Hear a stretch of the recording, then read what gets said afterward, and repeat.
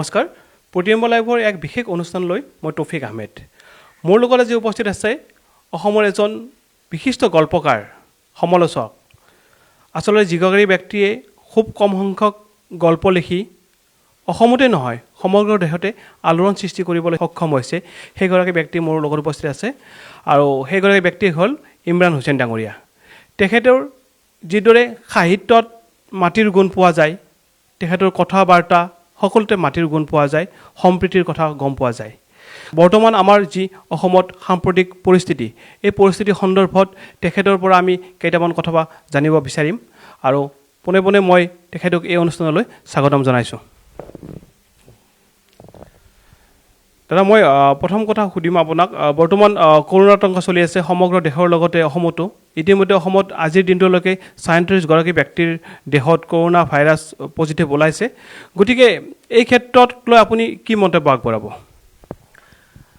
গোটেই বিশ্বতে কৰোনা সন্ত্ৰাসৰ সৃষ্টি কৰিছে এইটো সঁচা কথা আৰু ইয়াৰ কাৰণ আচলতে আমাৰ মানুহবোৰৰ যি অমানৱীয় যি ব্যৱহাৰ মানে তাৰ কাৰণে ইয়াত দুটা নেৰেটিভছ আহিছে এটা হৈছে যে চাইনাই জৈৱিক হাতিয়াৰ কৰিছে আৰু সেইটো কিবা কাৰণত লিক হৈছে আন এটা আহিছে যে উহান চহৰত এটা মানে মাৰ্কেট আছে য'ত মানে সকলো ধৰণৰ জীৱ জন্তু পশু পক্ষী পোক পৰুৱা কীট পতংগ মানে খোৱা হয় মানে আৰু সেই মাৰ্কেটখনত খুব অমানৱীয় মানে আৰু এনেকুৱাও দেখিছোঁ যে তাতে খুব জীয়াই কিছুমান মাছ মানে জীয়াই বনোৱা হয় কিছুমান বস্তু জীয়াই খোৱা হয় এই ধৰণৰ এটা মাৰ্কেট য'ত মানে সম্পূৰ্ণ মানৱীয় যি প্ৰমূল্য সেইটো চেৰাই গৈছে আমি সেইটোকে ধৰোঁ বা জৈৱিক হাতিয়াৰ যদি তেওঁলোকে বনাইছে এতিয়া কোনটো কথা সত্য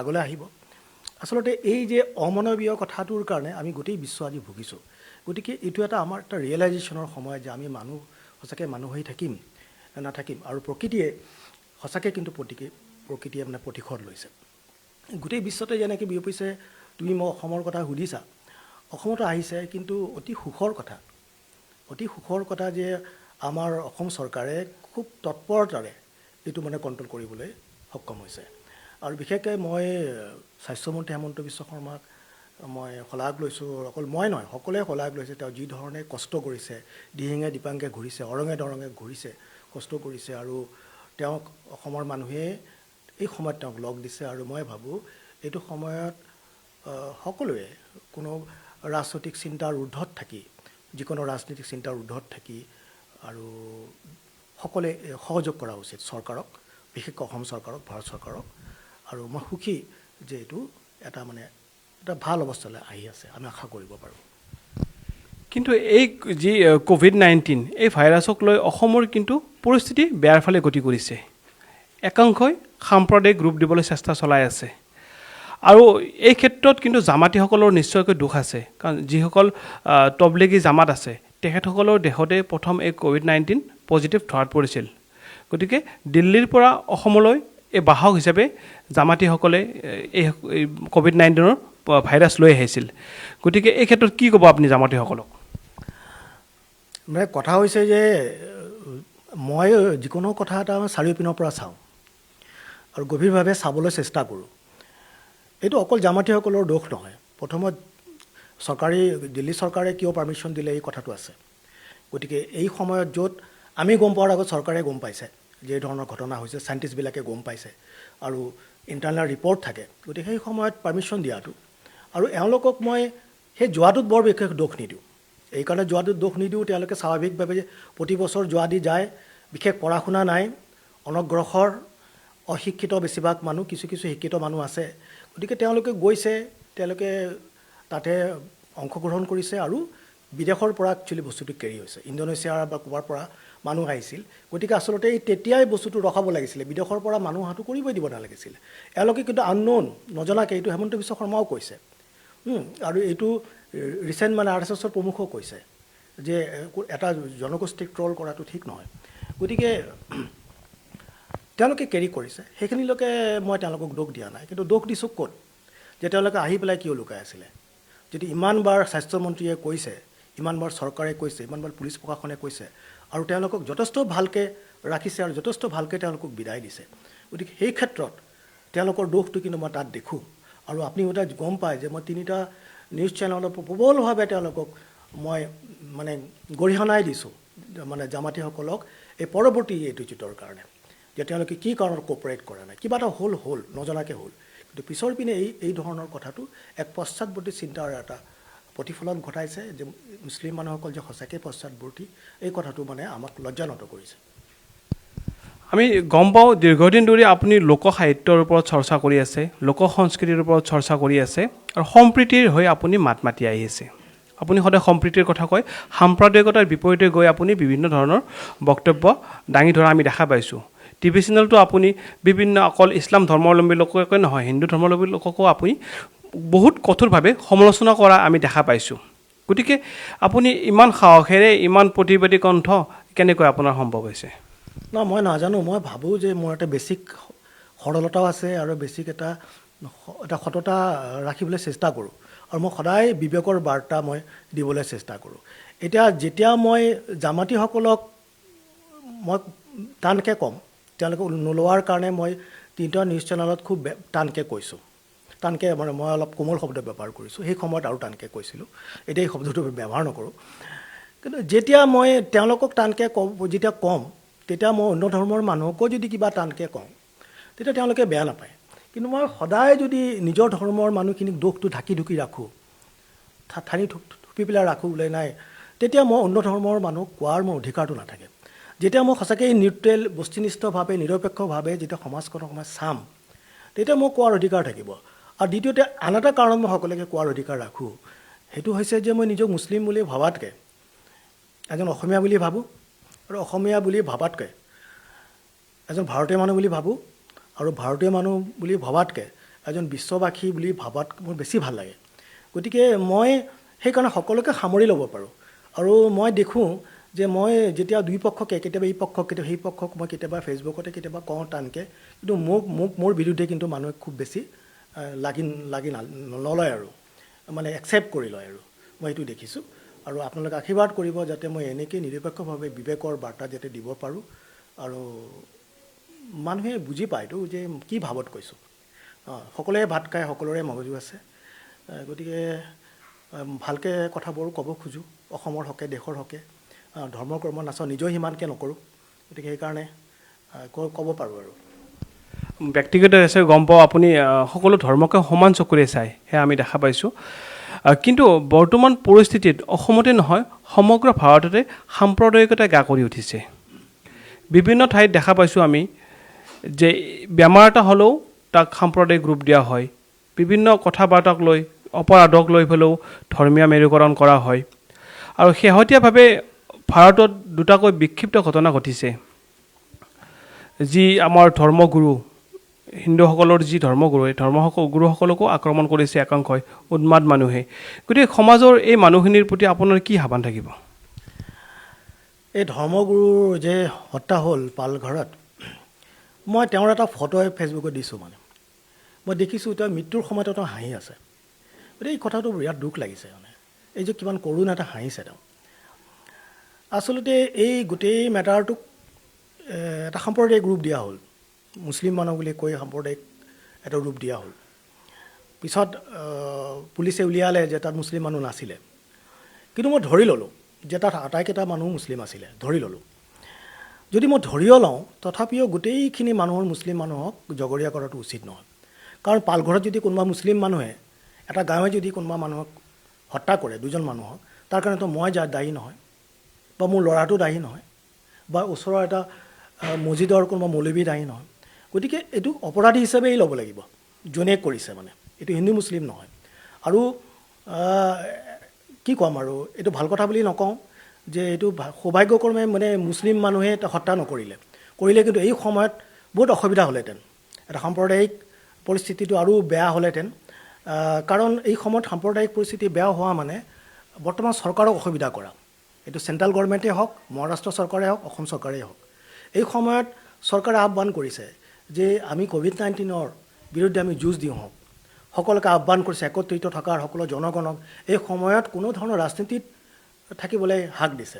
আৰু মই নাম নকওঁ, যিগৰাকী মন্ত্ৰীয়ে অসমত আটাইতকৈ বেছি কষ্ট কৰিছে তেওঁ কিন্তু কোনো ধৰণৰ ৰাজনীতি কৰা মই দেখা নাই। বহুতে কিবা ক'ব পাৰে, কিন্তু এই সময়ত দেখা পাইছোঁ যে মানুহে খুব ইতিবাচক দিশত মানুহ কাম কৰিছে। আৰু যদি এনেকুৱা ধৰণৰ সাম্প্ৰদায়িক কথাটো হৈ যায়, আমাৰ ইয়াৰে মন্ত্ৰীৰে হওক বা মোদী চৰকাৰে যি ধৰণে বিভিন্ন সময়ত মুখ্যমন্ত্ৰীসকলৰ বাৰ্তা কৰিছে, বিভিন্ন ধৰণৰ চিন্তা কৰিছে, ইকনমিক যি ধৰণৰ ফল হৈছে, এতিয়া এই সাম্প্ৰদায়িক পৰিস্থিতিটো খুব গা কৰি উঠিলেহেঁতেন, তেওঁলোকৰ ইপিনে চাব নে সিপিনে চাব মানে। গতিকে এই সময়ত এই কথাবিলাক কোনো ধৰণেই মানে সমৰ্থন কৰিব নোৱাৰি। আৰু ইয়াৰ ক্ষেত্ৰত কিন্তু মিডিয়াও বহুত পৰিমাণে দায়ী। অসমতো এনেকৈ ঘটনা এটা ঘটিছে। ছৈয়দ আব্দুল মালিকৰ নিচিনা স্বনামধন্য সাহিত্যিকক সাম্প্ৰদায়িক সজাবলৈ উঠি পৰি লাগিছে। মই অসমীয়া নামৰ যিটো বহু চৰ্চিত কবিতা আছে, সেই কবিতাটোৰ কিয়ংদংশা প্ৰচাৰ কৰি তেখেতক যে সাম্প্ৰদায়িক আছিল তেনেকুৱা এটা মনোভাৱ দিবলৈ বা পৰিচয় এটা দিবলৈ উঠিবই লাগিছে। এই ক্ষেত্ৰত আপুনি কি ক'ব? নহয়, কথাটো মই নিউজত পাইছোঁ। মানে এইটো এটা দুখৰ কথা যে ছৈয়দ আব্দুল মালিকক যি ধৰণে অপমান কৰা হ'ল, আৰু তাকো এগৰাকী অধ্যাপকৰ দ্বাৰা। কিন্তু আপোনাক এইখিনিতে এটা মই বেলেগ এংগেল কওঁ যে পৃথিৱীৰ কিন্তু কোনো মানুহ সমালোচনাৰ ঊৰ্ধত নহয়। ইভেন কি ধৰ্মগুৰুসকল, ইভেন কি প্ৰফেটসকল, মই ভাবোঁ যে ইভেন কি মোৰ ধৰ্মৰ প্ৰফেটো সমালোচনাৰ ঊৰ্ধত নহয়। মানুহক যিহেতু আমাৰ বিবেক বিবেচনা বুদ্ধি আছে, আমি বিবেক বিবেচনা বুদ্ধিৰে আমি সকলো মানুহক ভাল নাপাব পাৰোঁ, আৰু আমি সমালোচনাৰ অধিকাৰ আছে, বাক স্বাধীনতা আছে, সমালোচনাৰ অধিকাৰ আছে। সেই হিচাপে ছৈয়দ আব্দুল মালিকো সমালোচনাৰ ঊৰ্ধত নহয়, কৰিব পাৰে। কিন্তু কথা হৈছে যে কৰিলে বস্তুটো বস্তুনিষ্ঠ হ'ব লাগিব, নিৰপেক্ষ হ'ব লাগিব, আৰু তাত এটা সম্পূৰ্ণতা থাকিব লাগিব। গতিকে ছৈয়দ আব্দুল মালিকক সমালোচনা কৰাত মোৰ বেয়া লগা নাই, কিন্তু গোটেইখিনি কবিতাটো তাত দি পেলাই গোটেইখিনি কবিতাৰ যদি টেক্সট এনালাইচিছ কৰিলেহেঁতেন তেতিয়া বেয়া নালাগিলেহেঁতেন।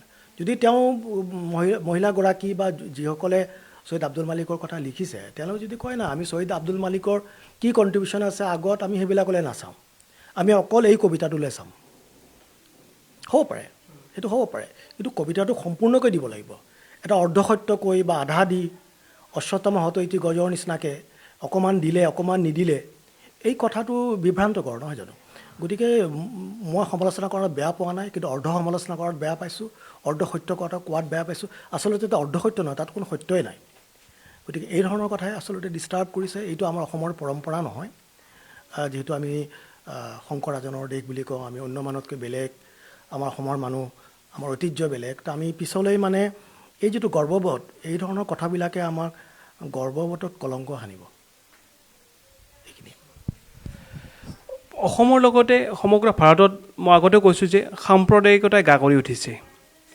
আপুনিও উল্লেখ কৰিছে, RSSৰ প্ৰমুখ তেখেতেও কৈছে, প্ৰধানমন্ত্ৰী ডাঙৰীয়াও কৈছে যে আমি সম্প্ৰীতিৰে থাকিব লাগে, আৰু ৰোজাৰ বাবে প্ৰধানমন্ত্ৰীক শুভেচ্ছা জনাইছে আৰু সম্প্ৰীতিৰে থাকিব দিছে। জামাতীসকলক লৈ পেলাই যি বিভ্ৰান্ত সৃষ্টি হৈছে, যি অৰ্ধসত্য কথা প্ৰচাৰ চলি আছে, তাৰ ওপৰত তেখেতে কৈছে যে আমি সম্প্ৰীতিৰে থাকিব লাগে। কিন্তু তেনেকৈ এক সময়ত কিন্তু ভাৰতবৰ্ষৰ বা অসমৰ যি সংবাদ মাধ্যম, এই সংবাদ মাধ্যমে যিটো স্থিতি লৈছে, এই স্থিতিত আপুনি সুখী নে? সুখী নহয়।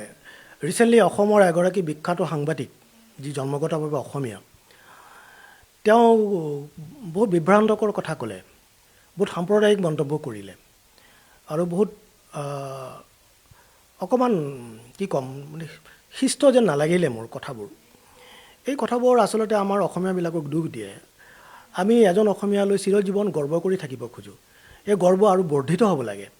সেই গৰ্ব কৰাৰ পিছত মই নিজেও গৰ্ব কৰিছিলোঁ। সেই গৰ্ব কৰাৰ পিছত আমাৰ দৰে মানুহবোৰ দুখ পায়। মানে আচলতে কি, সাংবাদিকসকলৰ বহুত দায়িত্ব, আৰু তেওঁ অকল সাংবাদিকে নহয়, তেওঁ জাৰ্ণালিষ্ট। গতিকে তেওঁৰ পৰা আমি বহুত আশা কৰোঁ। যিকোনো ঘটনাৰ এটা নিবিড় এনালাইচিছ, তলখুটীয়াকৈ বস্তুবিলাক চাব লাগিব, নিৰপেক্ষভাৱে চাব লাগিব, আৰু বস্তুনিষ্ঠভাৱে চাব লাগিব। আৰু এগৰাকী মহিলাৰ কথা যেতিয়া তেওঁ ক'ব, তেতিয়া মই ভাবোঁ যে যথেষ্ট সন্মান সহকাৰে কথাটো ক'ব লাগে। মানে আৰু সমালোচনা কৰিব পাৰে। সমালোচনা মই আগতেও কৈছোঁ, কোনো সমালোচনা উৰ্ধত নহয়। কিন্তু সমালোচনা কৰোঁতে সেই বস্তুনিষ্ঠতা, সেই গভীৰতা, সেই শিষ্টাচাৰ এইখিনি ৰাখি পেলাই সমালোচনা কৰিলেহে ভাল লাগিব। গতিকে মই ভাবোঁ যে এই ধৰণৰ সাম্প্ৰদায়িক মন্তব্যই মানে গোটেই ভাৰতবৰ্ষকে আৰু বহুত বিভ্ৰান্ত কৰি তুলিছে।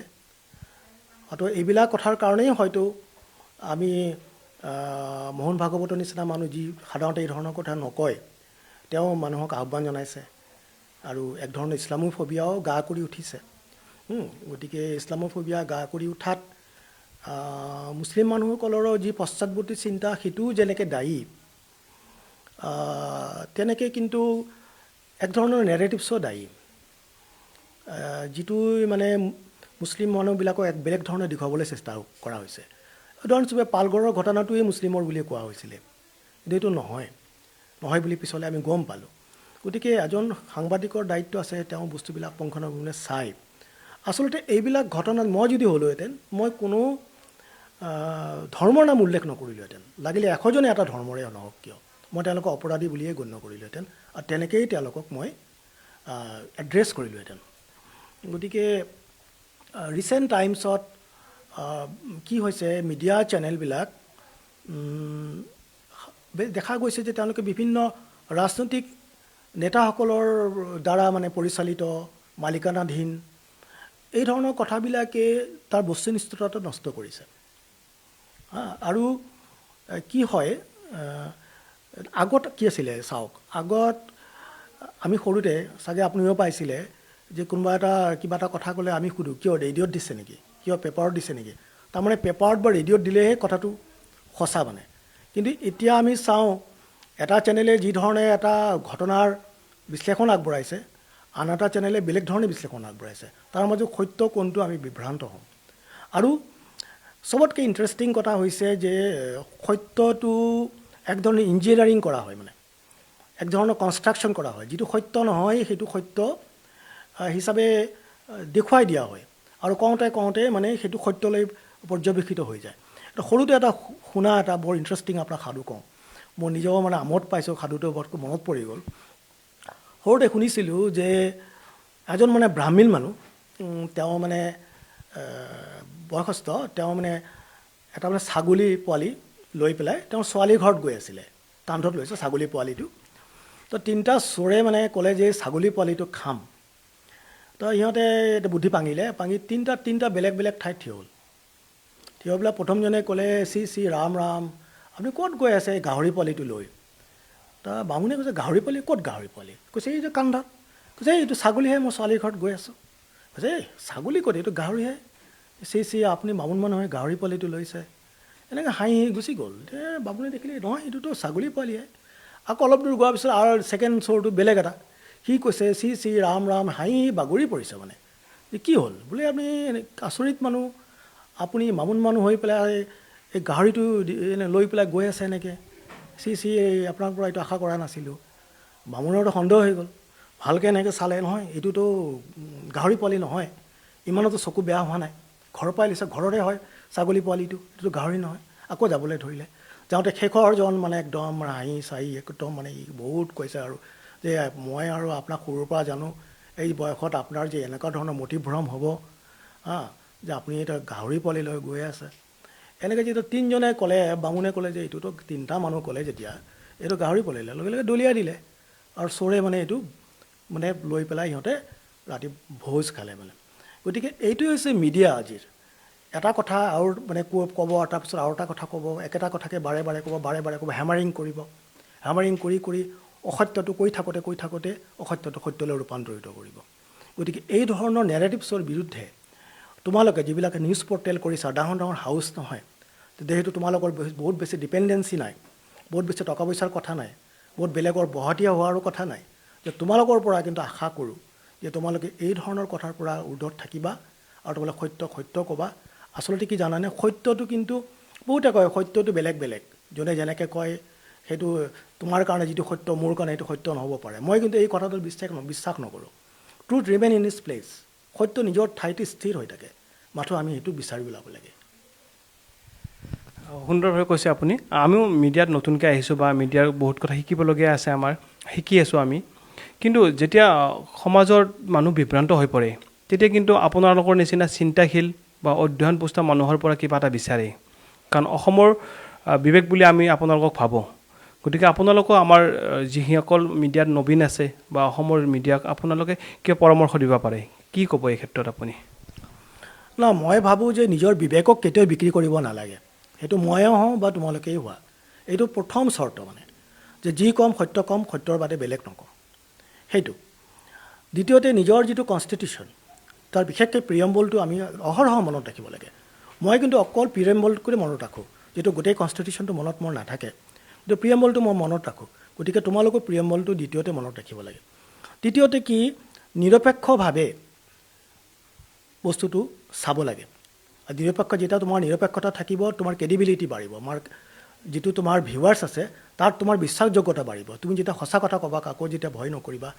সেইটো কিন্তু হয়তো কোনোবাটো সময়ত তোমাৰ লাগিব পাৰে যে এইটো সঁচা কথা ক'লে মোৰ প্ৰব্লেম হ'ব এইটো এবাৰ হ'ব কিন্তু তুমি যেতিয়া এবাৰ দুবাৰ যেতিয়া সঁচা কথাই ক'বা এসময়ত মানুহ তোমাক ৰিকগনাইজ কৰিব যে নাই সঁচা কথা কয় গতিকে নহ'লে কি হ'ব জানানে সেই যে বাঘ আহিছে আমি সৰুতে সাধুটো শুনিছিলোঁ যে বাঘ আহিছে বুলি মানুহক ঠগালে চব ৰাইজে লাঠি চাঠি লৈ গ'ল গৈ পেলাই দেখিলে বাঘ নাই আকৌ এবাৰ কৈছে বাঘ আহিছে গৰখীয়াৰ চিঞৰ শুনি ৰাইজৰ গ'ল গাঁৱৰ মানুহ গ'ল গৈ দেখিলে বাঘ নাই তৃতীয়বাৰ সঁচাকৈয়ে বাঘ আহিলে বাঘ আহাতে তেতিয়া মানুহ বিশ্বাস নকৰা হ'ল এটা অৰ্ণৱৰ সম্পৰ্কে এনেকুৱা এটা কথা শুনা যায় যে গুজৰাটত হেনো তেওঁ কোনোবা এটা ইনচিডেণ্টত তেওঁক এটাক হৈছিল বুলি কৈছে আৰু তেওঁ লগৰীয়া চামে কৈছিলে যে তেওঁ সেইটো সময়ত নাছিল হৈছে সত্য মই নাজানো গতিকে মানুহৰ বিশ্বাসযোগ্যতা যেতিয়া থাকিব তেতিয়া মানুহে মানুহক বিশ্বাস কৰিব আজি তেওঁৰ ওপৰত এটাক হৈছে এই এটাকক মই গৰিহণা দিছোঁ যদি সঁচাকৈয়ে হৈছে এটাক এটা কথা হৈছে যে মই কথাটো কওঁতে কিয় সঁচাকৈয়ে হৈছে বুলি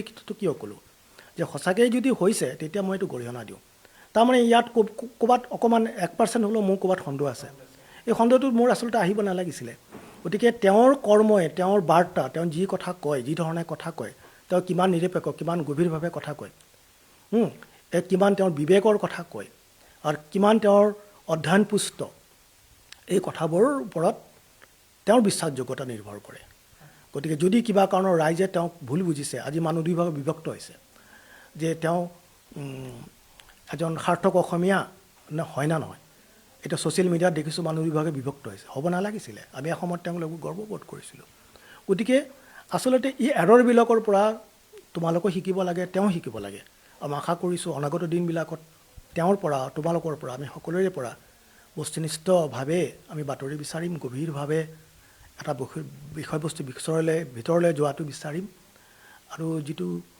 ৰাইজৰ কাৰণে ভাল ৰাইজৰ মংগল সেই কথাটো কোৱাটো মই বিচাৰিম আৰু এইখিনি মই তোমালোকৰ পৰা আশা কৰোঁ আৰু সদায় আশা কৰিম বৰ্তমান সময়ত দেখা গৈছে যে যি ইছলামী ফবিয়া আপোনাৰ মুছলমান ধৰ্মাৱলম্বী একাংশৰ বিভ্ৰান্তিকৰ কিছুমান কৰ্মকাণ্ডই সমাজৰ প্ৰতি অহিত কিছুমান কৰ্মকাণ্ডই গোটেই ইছলামিক সমাজক লজ্জিত কৰি তুলিছে আৰু এই ক্ষেত্ৰত কিন্তু যিসকল মুছলিম সংগঠন আছে ছাত্ৰ সংগঠনে হওক অন্য সংগঠনে হওক তেওঁলোকে কিন্তু মানুহক বুজাব পৰা নাই মানুহক ভালদৰে শিকাব পৰা নাই যে এনেকুৱা কৰিলে কিদৰে মুছলমান সমাজখন উন্নতি হ'ব কিদৰে মুছলমান সমাজখন আগবাঢ়ি যাব কাৰণ একাংশ ইছলাম ধৰ্মী লোকৰ কাৰণে সমগ্ৰ ইছলামত এটা বদনাম হোৱা পৰিলক্ষিত হৈছে এই ক্ষেত্ৰত ইছলামিক সমাজলৈ আপোনাৰ কি আহ্বান ইছলামৰ ফবিয়াটো হৈছে যে ইছলাম ভীতি যেনেকৈ গা কৰি উঠিছে তেনেকৈ সেইটো এটা উল্টা পিনৰ কথা যে ইছলামোফবিয়া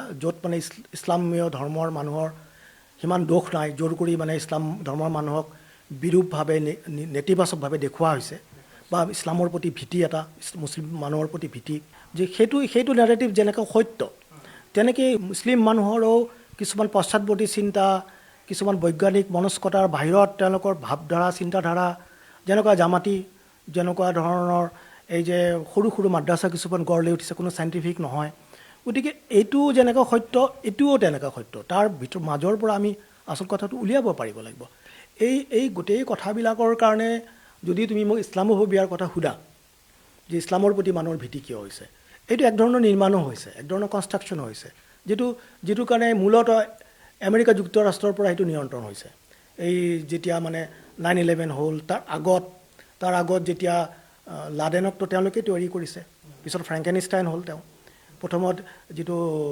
ছ'ভিয়েট ৰুছিয়াৰ লগত যিটো তেওঁলোকৰ যুদ্ধ চলিছিলে যেতিয়া আফগানিস্তানত, সেই সময়ত লাডেনক আমেৰিকা নিৰ্মাণ কৰিছে। পিছত 9/11ৰ পিছত নেৰেটিভছটো অলপ বেলেগ হৈ গ'ল। গতিকে সেই সময়ত গোটেই বিশ্বত এই ধৰণৰ কোৱা হ'ল যে ইছলাম মানে সন্ত্ৰাসবাদী।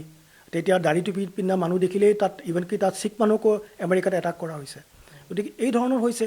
পিছৰ পিনে ভাৰতবৰ্ষকো এনেকুৱা দেখুওৱা হৈছে যে মুছলিম মানুহৰ পৰা বহুত থ্ৰেট, কিন্তু মুছলিম মানুহ কিমান 16-17-18% মুছলিম মানুহ, তাতকৈ বেছি নহয়। গতিকে 82% মানুহৰ আচলতে ভীতিৰ কোনো কাৰণ নাই।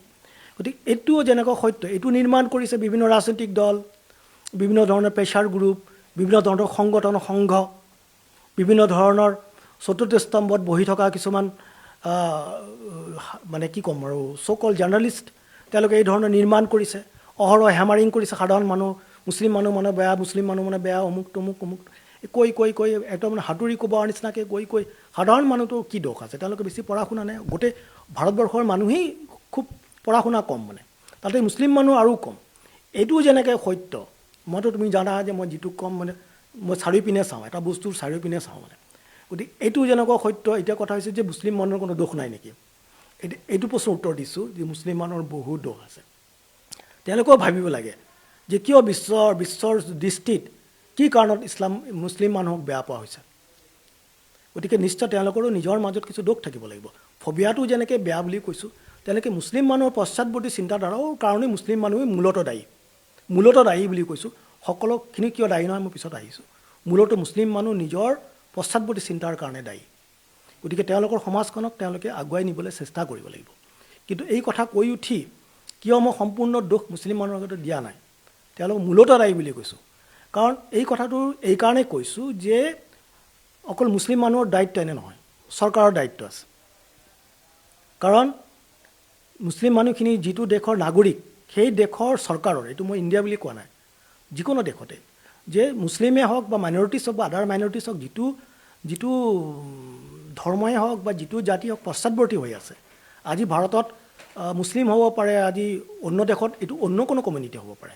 গতিকে এই কমিউনিটিৰ ওপৰত সেই দেশৰ মূলতঃ চৰকাৰৰ কিন্তু দায়িত্ব আছে। কাৰণ তেওঁলোকৰ হাতত পলিচি আছে, তেওঁলোকৰ হাতত টকা পইচা আছে, তেওঁলোকৰ হাতত এডুকেশ্যনৰ কাৰণে পইচা আছে, তেওঁলোকৰ স্বাস্থ্যৰ কাৰণে বেলেগে বাজেট আছে। গতিকে তেওঁলোকে সেইধৰণে এডুকেশ্যনটো আগুৱাই নিব লাগিব। যদি মানুহখিনি পশ্চাদৱৰ্তী হৈছে, মানুহখিনি শুনা নাই, মানুহখিনি কথা মানা নাই বা মানুহখিনি এডুকেশ্যনত আগবঢ়া নাই, তেওঁলোকক বাধ্য কৰাব লাগিব চাইণ্টিফিক এডুকেশ্যন ল'বলৈ, হয় নে নহয়? তেওঁলোকৰ যদি পিছুৱাই আছে, তেওঁলোকৰ কাৰণে বিভিন্ন পলিচি কৰিব লাগিব, এডুকেশ্যন মাষ্ট কৰি দিব লাগিব। নহ'লে যদি বিয়া কৰি বহুতকেইটা ল'ৰা ছোৱালী হৈছে, কৈ দিব লাগিব যে দুটাতকৈ বেছি ল'ৰা ছোৱালী হ'লে কোনো মানে গাঁৱৰ ৰাজনীতিও কৰিব নোৱাৰে বা ল'ৰা ছোৱালী চৰকাৰী চাকৰি কৰিব নোৱাৰে। মানে পলিচি কৰিব লাগিব, যিটো পলিচিত মানে মুছলিম মানুহ বাধ্য হ'ব তেওঁলোকে চাইণ্টিফিক শিক্ষা ল'বলৈ। গতিকে মই মূলতঃ যদিও মুছলিম মানুহক দায়ী কৰিছোঁ, কিন্তু পলিচি বা চৰকাৰো কিন্তু ইয়াৰ কাৰণে মানে এটা বহুত আগভাগ ল'ব লাগিব। আজি যদি আপুনি মোক দায়িত্ব দিয়ে যে আপুনি মাদ্ৰাছা বৰ্ডৰ চেয়াৰমেন, গতিকে আপুনি গোটেই মাদ্ৰাছাখিনি আপুনি সলাই দিয়ক। গতিকে মই গভৰ্ণমেণ্টৰ ছাপৰ্ট অবিহনেতো মই কৰিব নোৱাৰোঁ।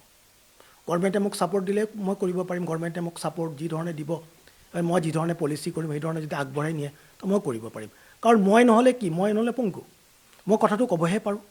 মই খুব বেছি কি মিডিয়াত ক'ম যে মুছলিম মানুহবিলাক আগুৱাই আহা, জামাতীসকল ওলাই আহা, কৰোণা 19ত তোমালোকে কিয় ঘৰত সোমাই আছা, মই কৈছোঁ যিহেতু তোমালোকে নিজৰ ক্ষতি কৰা নাই, ল'ৰা ছোৱালীৰ ক্ষতি কৰিছা, যিটো ঘৰত আছাত মা দেউতা বুঢ়া হৈছে তেওঁলোকৰ ক্ষতি হ'ব, ওলাই আহা। মই এই ধৰণে আহ্বান দিব পাৰোঁ, পঢ়া শুনা কৰা ক'ব পাৰোঁ।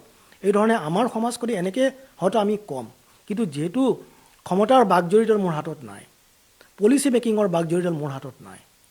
গতিকে সেইকাৰণে মই এইটো ক্ষেত্ৰত চৰকাৰ আৰু এই কমিউনিটি এই দুটাকে জগৰীয়া কৰিছোঁ। আৰু এইটোৰ কাৰণে কিন্তু ইছলাম জগৰীয়া নহয়, ইছলাম বহুত এটা উন্নত এটা ধৰ্ম। কিন্তু মুছলিম মানুহসকলে বৰ দুখৰ কথা যে তেওঁলোকে ইছলামক ভালকৈ অনুধাৱন নকৰে। এই বাংলাদেশী মৌলবীবিলাক কেতিয়াবা মই ফেচবুকত দেখোঁ বিভিন্ন ধৰণৰ তেওঁলোকে খুব অসভ্য ধৰণৰ কিছুমান মানে মিলাদ মেহফিল কৰে, বৰ মানে সহ্য কৰিব নোৱাৰা বিধৰ অসভ্য বুলিয়ে কৈছোঁ। এইবিলাক আমাৰ মানুহে এইবিলাক চায়। গতিকে তেওঁলোকে ইছলামৰ মানে নেৰেটৰ নহয়, মানে ইছলামৰ নেৰেটৰ হ'বলৈ হ'লে ইছলামৰ সম্পৰ্কে বহুত শিক্ষিত মানুহ আছে, ভালকৈ জানে। গতিকে এই মুছলিম মানুহ এই ক্ষেত্ৰত জগৰীয়া এটা কথা মনত পৰিছে বহুত আগতে মানে মই শুনা কথা কোনোবা কৈছিলে বাৰ্নাৰ্ডশ্বই কৈছিলে বুলি শুনিছিলোঁ যে Islam is the best religion the Muslim are the worst people যে ইছলাম এটা শ্ৰেষ্ঠ ধৰ্ম কিন্তু মুছলিম মানুহবিলাক আটাইতকৈ বেয়া গতিকে এই যিটো দুৰ্নাম এই দুৰ্নামটো যদি ইছলাম যদি বেষ্ট ৰিলিজন তেতিয়াহ'লে মুছলিম মানুহবিলাক কিয় ৱৰ্ছ তেতিয়াহ'লে মুছলিম মানুহবিলাকে সঁচা অৰ্থত খুব গভীৰভাৱে নিজৰ ধৰ্মটো অধ্যয়ন কৰা নাই আৰু ইছলাম যদি সঁচাকৈ খুব গভীৰভাৱে কোনোবা অধ্যয়ন কৰে তেওঁ দেশভক্ত হ'বলৈ বাধ্য দেশক ভাল পাবলৈ বাধ্য আৰু অন্য ধৰ্মক মানে মৰম কৰিবলৈ বাধ্য ওচৰ চুবুৰীয়াক মৰম কৰিবলৈ বাধ্য সকলোকে লৈ সকলোকে সবকা সাথ সবকে বিকাশৰ কথা যিটো মোদীজীয়ে কৈছে সেইটো আমাৰ ইছলাম ধৰ্মতো আছে গতিকে মোৰ কথা যে চৰকাৰেও সবকা সাথ সবকা বিকাশ কৰক আৰু সবকা সাথ সবকা বিকাশৰ কথা যি ইছলামত আছে আমাৰ ইছলামৰ মানুহবিলাকে কৰক ভাৰতবৰ্ষ পৃথিৱীৰ ভিতৰত 1 নম্বৰ দেশ হয় বোলে পৰিৱৰ্তিত হ'ব আপুনি মাদ্ৰাছা বৰ্ডৰ চেয়াৰমেনৰ দায়িত্বত আছে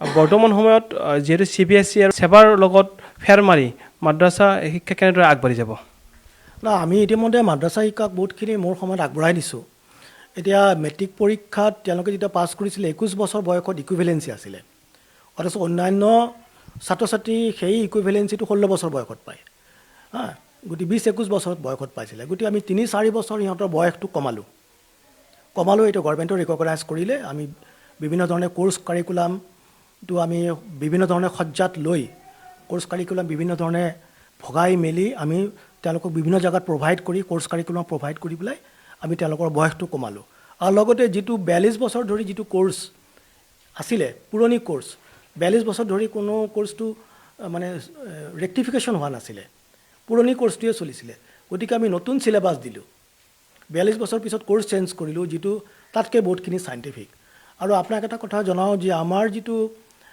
শিক্ষা বিভাগৰ অন্তৰ্গত যিটো মাদ্ৰাছা তাৰহে মই চেয়াৰমেন গতিকে সেইটো যথেষ্টখিনি চাইণ্টিফিক কিন্তু মই এইটো পৰ্যাপ্ত নকওঁ তথাপিও মই কিন্তু সেইটো পৰ্যাপ্ত নকওঁ যে এইটো আৰু বহুত বেছি চাইণ্টিফিক কৰা দৰকাৰ আছে আৰু নহ'লে সদায় পিছুৱাইয়ে থাকিব গতিকে মাদ্ৰাছাত তেওঁলোকে যদি ধৰ্মীয় শিক্ষা লয় সেইটো খুব আচলতে তাৰ লোৱাৰ যিটো মানে আমি যদি ভগ্নাংশত ভগাওঁ সেই অংশটো কম হ'ব লাগে বেছিভাগ শিক্ষাটো আচলতে জেনেৰেল এডুকেশ্যন হ'ব লাগে মানে আমাৰ জেনেৰেল এডুকেশ্যন আছে সেৱাৰ কোৰ্ছটো আমাৰ আছে কিন্তু হায়াৰত অলপ কমকৈ আছে গতিকে মই ভাবোঁ যে মোৰ এণ্ড মোৰ ইণ্ট্ৰডিউচিং অফ মানে জেনেৰেল কোৰ্চেছ এণ্ড চাইণ্টিফিক ষ্টাডিজটো দিব লাগে মানে মাদ্ৰাছাটো গভৰ্ণমেণ্ট মাদ্ৰাছাটো আৰু বেছিকৈ মানে সাধাৰণ যিটো জেনেৰেল শিক্ষা বুলি কয় সেই শিক্ষাটো আৰু বেছিকৈ দিয়াটো উচিত বুলি মই ভাবোঁ আৰু মই প্ৰাইভেট মাদ্ৰাছাৰ কথা নকওঁ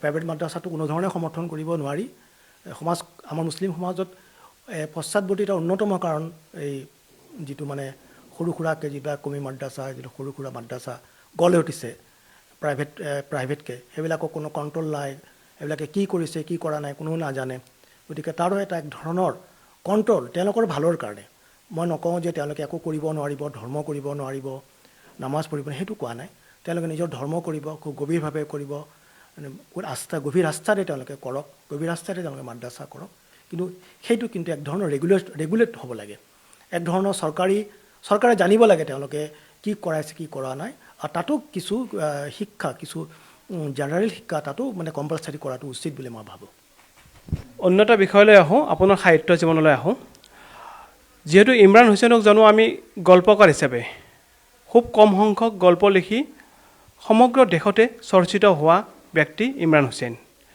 আৰু ইমৰান হুছেইনৰ হুদুম দেও আৰু অন্যান্য যিখন গল্পপুথি এই গল্পপুথিখনৰ কেইবাটাও গল্প বিভিন্ন ভাষালৈ অনুবাদ হৈছে আৰু প্ৰণৱ বৰুৱাৰ নিচিনা শিল্পীয়ে এই গল্পৰ আধাৰত পেইণ্টিং কৰিছে আপোনাৰ গল্পৰ আধাৰত গতিকে এই কথাবিলাক যথেষ্ট প্ৰেৰণাদায়ক আৰু অসমীয়াৰ বাবে অসমীয়া সংস্কৃতিৰ কাৰণে অসমীয়া সাহিত্যৰ কাৰণে যথেষ্ট প্ৰয়োজনীয় কথা গতিকে আৰু আপোনালোকৰ আপোনাৰ যি গল্প এই গল্প হাৰপাল কলিংছৰ নিচিনা যি বিখ্যাত প্ৰকাশন গোষ্ঠী আছে সেই প্ৰকাশন গোষ্ঠীয়েও লৈছে আপোনাৰ অনুবাদ কৰিছে আৰু ইয়াৰ লগতে আমেৰিকাতো আপোনাৰ দুখনকৈ ইউনিভাৰ্চিটিয়ে আপোনাৰ গল্পৰ ওপৰত পাঠ্যক্ৰম হিচাপে বিবেচনা কৰিছে গতিকে এনেবোৰ কথাই লগতে আপোনাৰ উন্নত বিষয় আমি সোধোঁ যিটো কথা হ'ল যে আপোনাৰ প্ৰতিটো লিখনিত লোকসমল আছে লোকসমৰ লোকসংস্কৃতিৰ আৰু যি মাটিৰ গুণ আছে যাৰ কাৰণে হয়তো আপোনাৰ গল্পবোৰ বিখ্যাত হৈ পৰিছে ভাৰতবৰ্ষৰ বিভিন্ন ভাষালৈ অনুবাদ হৈছে গতিকে আপুনি এই লোকসমল কিয়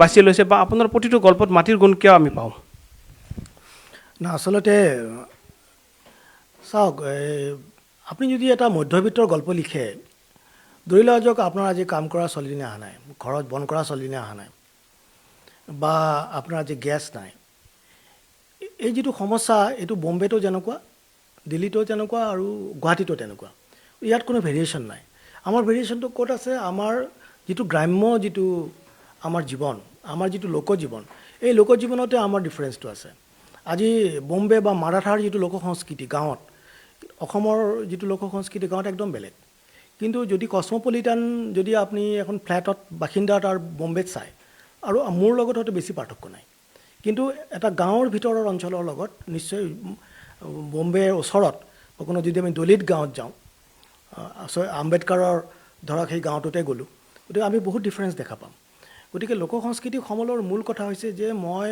অসমৰ যিটো আত্মা অসমৰ আত্মাটো গল্পত ধৰি ৰাখিব খোজোঁ অসমৰ মানুহৰ সুখ দুখ অসমৰ মানুহৰ চিন্তা অসমৰ মানুহৰ লোকবিশ্বাস অসমৰ মানুহৰ সংস্কৃতি অসমৰ মানুহৰ সাধু কথা মিথ কিংবদন্তি এইবিলাকৰ আধাৰত মই গল্প ৰচনা কৰিবলৈ ভাল পাওঁ যাতে মোৰ দেশক কথা থাকে মোৰ গল্পত যাতে মোৰ ভূমি মোৰ মাটি মোৰ পানী যাতে উঠি আহে মই যাতে ক'ব পাৰোঁ মই অসমৰ গল্পকাৰ অসমৰ মাটি পানী যিটো উঠি আহে আৰু তাৰ দ্বাৰা যাতে অন্য দেশৰ মানুহ যদি আমেৰিকাত আপুনি কৈছে আমেৰিকা দুটা ইউনিভাৰ্চিটিত ওকলাহোমা ইউনিভাৰ্চিটি আৰু মিনেছ'টা ইউনিভাৰ্চিটিত পঢ়ি আছে গতিকে সেই চাহাবসকলে যাতে মোৰ অসমখন চিনি পায় মোৰ গল্পৰ মাজেদি আৰু এক যাতে ভিন্ন জগত আৱিষ্কাৰ কৰে তেওঁলোকৰ কাৰণে এইটো এটা গল্প পাঠটো এটা বেলেগ অভিজ্ঞতা হ'ব লাগে মই মানে সেইটো কাৰণেই মই কাম কৰোঁ যে মোৰ গল্প পাঠে যাতে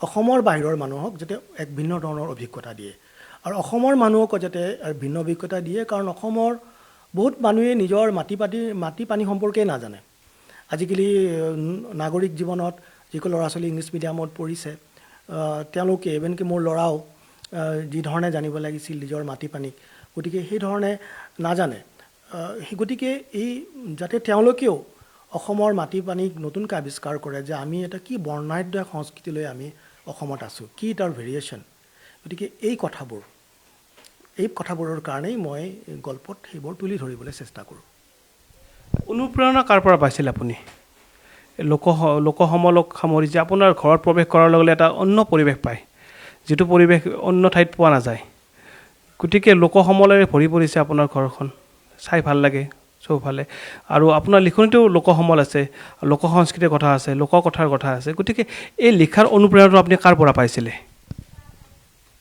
চাওক মোৰ দেউতা আৰ্টিষ্ট আছিলে কিন্তু মই ধুবুৰী চহৰত জন্মগ্ৰহণ কৰিছিলোঁ তাতে কিন্তু লোক সংস্কৃতি একো নাছিলে বা এটা ব্যস্ত চহৰত এটা স্লামছৰ নিচিনা এৰিয়াত মোৰ জন্ম মোৰ ঘৰৰ উল্টা পিনে ডাঙৰ স্লেম আৰু 9 নম্বৰ ৱাৰ্ডত ধুবুৰী মাছমজিয়াত মোৰ জন্ম গতিকে তাত আমাৰ ককা দেউতাহঁতৰো মাটি মানে খেতি মাটি নাছিলে তেওঁলোকে পিয়ৰলি আৰবান মানুহ যিটো বাসস্থান সেইটো আছিলে বেলেগ বেলেগ কাম কৰিছিলে কিন্তু তেওঁলোকে এই খেতি পথাৰৰ মানুহ নাছিলে গতিকে লোক সংস্কৃতিৰ লগত মই যেতিয়ালৈকে ডাঙৰ হৈছোঁ মানে MA পাছ কৰিছোঁ গুৱাহাটী ইউনিভাৰ্চিটিত পঢ়িছোঁ তেতিয়ালৈকে মোৰ লোক সংস্কৃতিৰ লগত মোৰ সিমান সংযোগ নাছিলে কিন্তু যেতিয়া মই মানে চাকৰি কৰিলোঁ তেতিয়া মই চাকৰি সূত্ৰে মই গাঁৱত যাওঁ চাকৰি সূত্ৰে বা বিভিন্ন অসমৰ বিভিন্ন দিহিঙে দিপাঙে ফুৰিলোঁ তেতিয়া মানুহৰ বৰ্ণাঢ্য জীৱন দেখিলোঁ বিভিন্ন লোক সংস্কৃতিৰ কথা শুনিলোঁ বিভিন্ন সাধু শুনিলোঁ এই বাকৰ সাধুটোও মই নগাঁৱত মানে শুনিছিলোঁ তেতিয়া মই নাজানো যে বাঘ বুলি কোনো এক ধৰণৰ মানে পানীৰ ভূত আছে মানে ৱাটাৰ স্পিৰিট আছে বুলি মই তেতিয়া নাজানিছিলোঁ গতিকে এই যে পৃথিৱীখন যিটো জগত মই নাজানিছিলোঁ বহুত ডাঙৰ হৈও এই জগতখন মানে মই নতুনকৈ আৱিষ্কাৰ কৰিলোঁ হয়তো সৰুৰ পৰা দেখি থাকিলে হয়তো মোৰ ইমান আগ্ৰহ নহ'লহেঁতেন কিন্তু মই যেতিয়া ডাঙৰ হৈ যেতিয়া লিখিবলৈ চেষ্টা কৰিলোঁ তেতিয়া এই যে লোক সংস্কৃতিৰে ভৰা অসমৰ মাটি পানী অসমৰ এই সংস্কৃতি অসমৰ লোকজীৱন তাৰ যে বিশ্বাস তাৰ যে বহুত ধৰণৰ পৰম্পৰা এইবিলাকে মোক মানে আকৰ্ষিত কৰিলে আৰু সেইবিলাক মই নতুন দৃষ্টিৰে চাবলৈ পালোঁ, যিটো বস্তু মই সৰুতে দেখা নাছিলোঁ, সৰুতে বুজা নাছিলোঁ। কিন্তু সেইকাৰণে আচলতে মোৰ কি ক'ম আৰু জানি বুজি গৈ ষ্টাডি কৰি তাত থাকি মেলি তেনেকৈ মই কামবোৰ কৰিছিলোঁ। আপোনাৰ বৰ্তমানৰ আপুনি কেনেদৰে ব্যস্ত আছে আৰু ভৱিষ্যত পৰিকল্পনা কেনেকুৱা আপোনাৰ? এতিয়া মইতো আচলতে চবেই গল্প বিচাৰে, কিন্তু মোৰ কথা হৈছে জীৱনত মই ভেৰিয়েশ্যন কৰিম, মানে অকল গল্পই লিখি নাথাকোঁ। মানে তাৰ মূল যিটো আদৰ্শ যে কিয় চবে গল্পবোৰ ইমান ভাল পায়, চবে কৈ থাকে যে গল্পলৈ কিয় উভতি নাহা, আৰু গল্প লিখি থাকিলে মই চাগে আৰু মোৰ মানুহ যিটো নামৰ কাৰণে চব মানুহেই ভাল পায়, যে নাম হ'লে কোনেও বেয়া নাপায়, চাগে ময়ো বেয়া নাপালোঁহেঁতেন। কিন্তু তথাপিও মই গল্প লিখি থকা নাই, কাৰণ মোৰ এটা কথা হৈছে কি, মই নিজকনো কিমান জানো। মোক নিজক আৱিষ্কাৰ কৰাটোৱেই মোৰ কথা, যে মই মানুহটো ক'ত আছোঁ। মই বুজিলোঁ যে মই গল্পকাৰ, মই গল্পত আছোঁ। মই উপন্যাসত আছোঁনে, মইতো নাজানো। মই কবিতাত আছোঁনে, মইতো নাজানো। মই লোক সংস্কৃতিত আছোঁনে, মইতো নাজানো। গতিকে মই এটাই জীৱনত মইনো ক'ত আছোঁ, ইমৰান হুছেইননো ক'ত আছে, মানুহটো সঁচা মানুহটোনো ক'ত, সেইটো চাবলৈ মোৰ হেঁপাহ আছিলে। সেইকাৰণে গল্পৰ লগে লগে মই প্ৰবন্ধ লিখিছোঁ, কবিতাও দুই এটা লিখিছোঁ। এতিয়া উপন্যাস হাত দিছোঁ, 100 পৃষ্ঠা হৈছে উপন্যাসটো, সময় লাগিব। গল্প লিখিছোঁ, গল্পৰ নিচিনাই চবেই গল্পৰ কাৰণে খুব কৈ থাকে কাৰণে গল্প লিখিবলৈ ইচ্ছা কৰা নাছিলোঁ কাৰণে উপন্যাস কৰিলোঁ। যে উপন্যাসটো মানে গল্পৰ নিচিনাই এটা যিহেতু ফিকশ্যন, যিটো কল্পনাশ্ৰয়ী মানে সাহিত্য, তাৰ লগতে এতিয়া লোক সংস্কৃতিৰ কথা তুমি কৈ থাকা, গতিকে লোক সংস্কৃতি মই গল্পতে আনিছোঁ।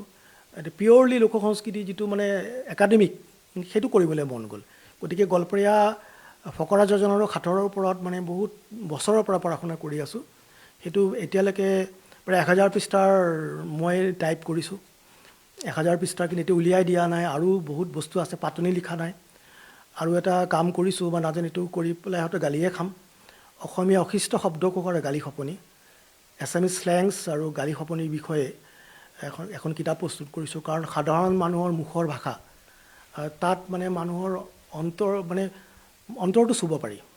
অকল শিষ্ট ভাষাতে যে ভাষাৰ চৰ্চা এইটো নহয়। ভাষাৰ চৰ্চা কৰিবলৈ হ'লে মানে সাধাৰণ মানুহৰ মুখৰ ভাষাও জানিব লাগিব। মইতো সাহিত্য কৰিলোঁ, তো ভাষাৰ কাৰণেতো কাম কৰিব লাগিব।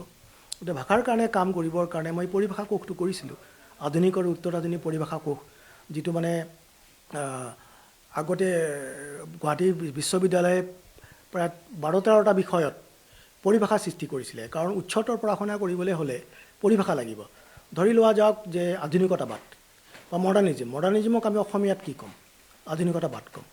পোষ্ট মডাৰ্নিজিম, এইটোক অসমীয়াত কি ক'ম, উত্তৰ আধুনিকতাবাদ ক'ম। এই ধৰণৰ অসমীয়াত আহিব লাগিব শব্দবোৰ। গতিকে সাহিত্যতত্ত্ব, ভাষাতত্ত্ব আৰু লোক সংস্কৃতি বিদ্যাৰ মানে কোনো পৰিভাষা নাছিল। কিন্তু মোৰ আগতে বহুত মানুহ এই বিষয়ে কাম কৰিছে, তেওঁলোকে হয়তো কিতাপ আকাৰে ওলোৱা নাই। বিভিন্ন ক্ষেত্ৰত এতিয়া মডাৰ্নিজিম শব্দটো মই তাত আধুনিকতাবাদ বুলি লিখিছোঁ, মোৰ আগতে কিন্তু বেলেগে লিখিছে। কিন্তু গোটেইখিনি থোপাই প্লাছ কিছু শব্দ নতুনকৈ যিবিলাক আহিছে তত্ত্ব জগতত, সেইবিলাক নতুনকৈ শব্দ এইটো অৰ্থলৈ গৈ অৰ্থটো কেনেকুৱা, তাৰ সম্ভাৱ্য অসমীয়া শব্দ প্ৰতিশব্দ কি হ'ব, তেনেকৈ মই কামটো কৰিছোঁ।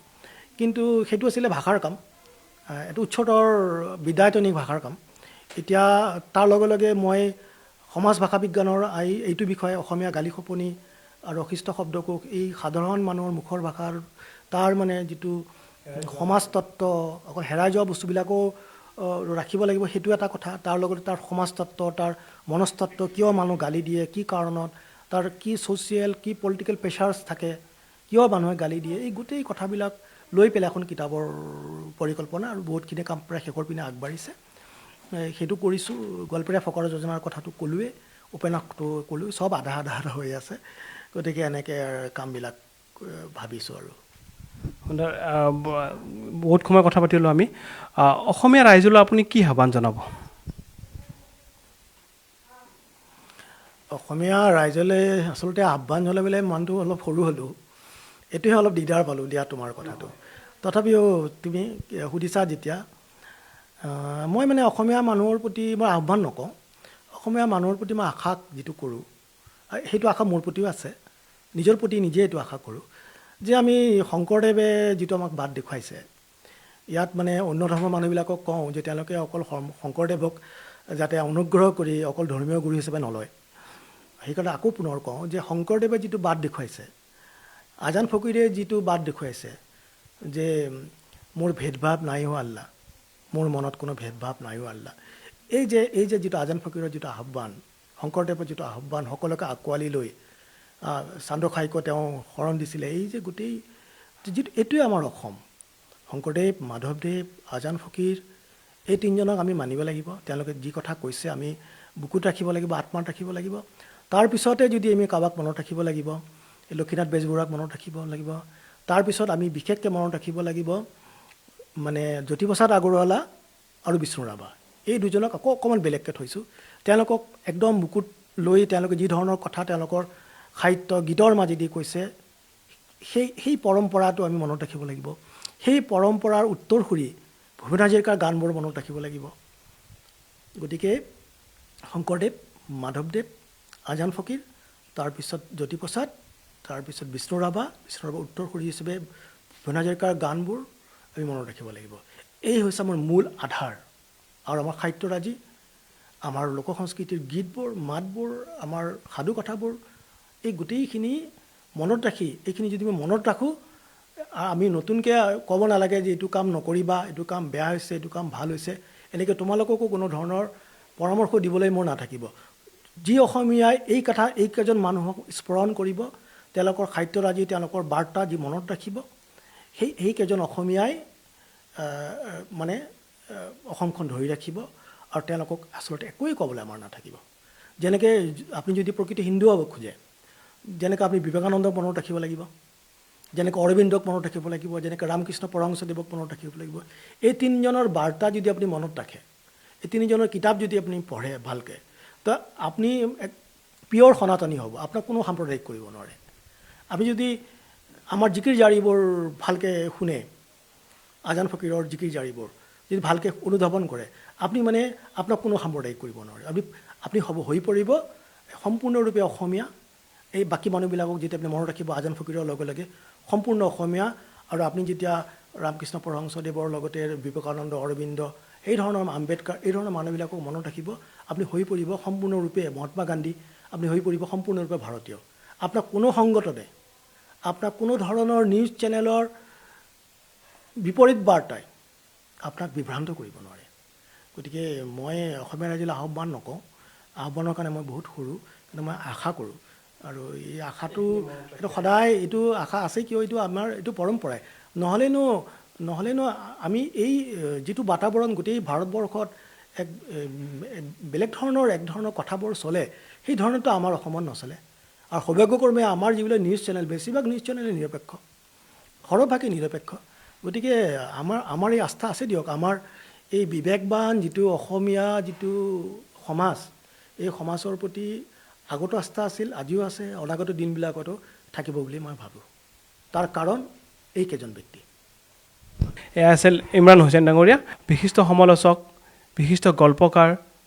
এইগৰাকী ব্যক্তিয়ে আমাক এইখিনি সময় দিয়াৰ বাবে আমি ধন্যবাদ জ্ঞাপন কৰি আমাৰ এই অনুষ্ঠান সামৰণি মাৰিছোঁ।